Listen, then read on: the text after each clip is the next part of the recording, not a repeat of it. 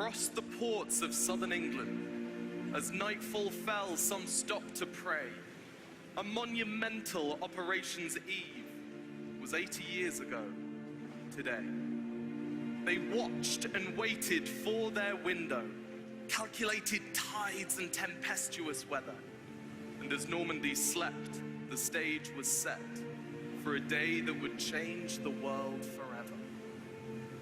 The paratroopers prepared for their perilous passage. The Royal Air Force soared toward enemy lines, and a naval fleet of a scale unrivaled traversed a channel chocked with mines. And soldiers, most barely in their 20s, armed with fortitude so few acquire, faced with a fate we just can't fathom, each charged head first into that fire. For a second, contemplate that courage, that sacrifice so void of self, to give your life to foster freedom for the benefit of someone else.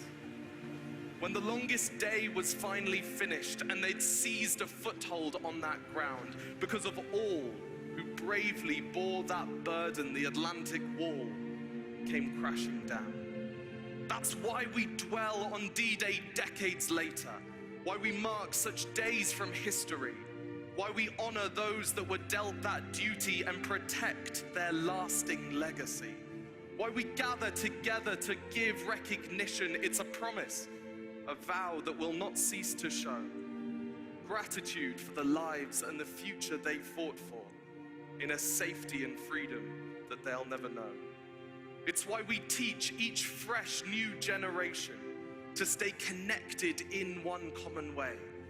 And as long as their stories are never forgotten, we'll remember the people who gave us today.